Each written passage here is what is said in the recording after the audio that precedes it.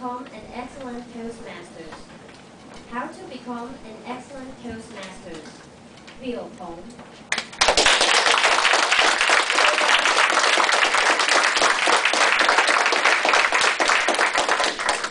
I believe every one of you, as a Toastmaster, must have a kind of feeling that, why did I join Toastmasters so late?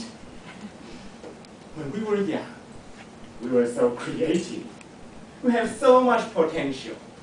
And most important of all, what we are learning so hard today, the table topics, prepared speeches, evaluation, are just our daily life experiences we used to have. For example, when we saw a hot girl standing in front of us, we will evaluate her. And when we are attending our professor's boring lecture, we will become excellent timer. And when we're late for the class, forget to hand in our report, we will come up with plenty of excuses. And I bet they might be the best table topic speeches we have ever delivered. Well, it is also true when we are making our confession to our significant others. Well, I have done that. I don't have this kind of problem now, but I used to have. When I was a high school student, I hate English. I can say that if English is a girl, then she will be the last one I would like to marry. But now, I realized the importance of learning English, so I decided to join Toastmasters. However, after entering the Toastmasters, my life has been changed. How to become an excellent Toastmasters has become my life ultimate goal. You can say that everything in my life has been Toastmasterization.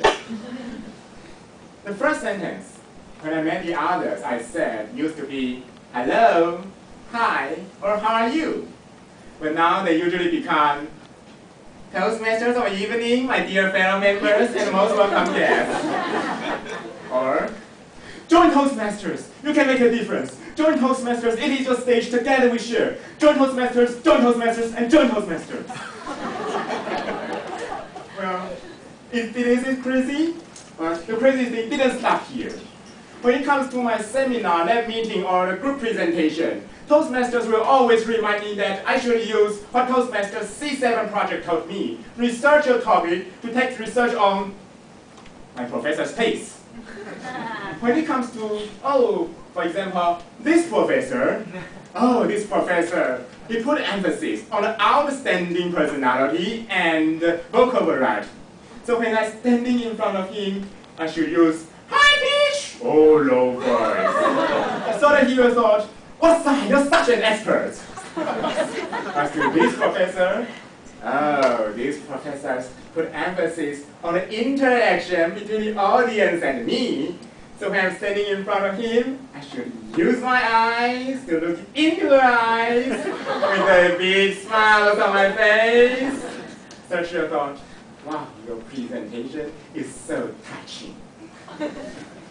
As to this professor, he's a relatively boring guy. So when I'm in her lab and presentation my skill, I better show a poker face with a serious expression. I can say that I love, even somehow addicted to all the presentation skills Toastmasters have given to me, because these skills has made every word I said become even more meaningful, powerful, and persuasive. At that time, I believe that the key to become a Toastmaster is to sharpen all these speaking skills. One day, I participated in a speech contest.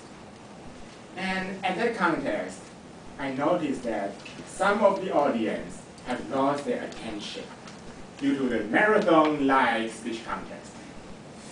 So I decided to use my speaking skills I just got to make a small trick to them. At the end of my speech, I said, An Austrian philosopher, once said, when you read a book, just understanding the words and the phrases is never enough. You should read into the book and figure out the real meaning behind the words. Did you learn something? Do you feel familiar with that? At that time, I can see every audience down there seem to understand something important in their life. And some of them, just like you, take up your pens and write down this quote.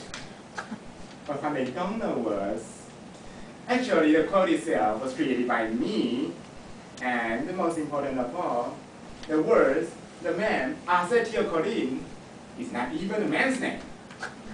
It is a biochemical substance inside everybody's brain, so everybody can be a philosopher. Thank you. After the contest, I'm so proud that I have successfully made fun of all the audience. But at that time, my mentor came to me and said, Bill, I know you have did a good job, but I hope you can understand that the essence of a speech is not only a speaking skills, but a sincerity inside. If your speech is pretty, then it is pretty. If your speech is ugly, then it is ugly. The most important thing is they are both true. If you're trying to make your ugly speech into a prettier one, then they will become pretty ugly. Well, maybe it is a joke for you. But for me, this really warns me that it is a sincerity instead of the speaking skills is the essence of becoming Toastmaster. Now I have shared all these stories in here on the stage.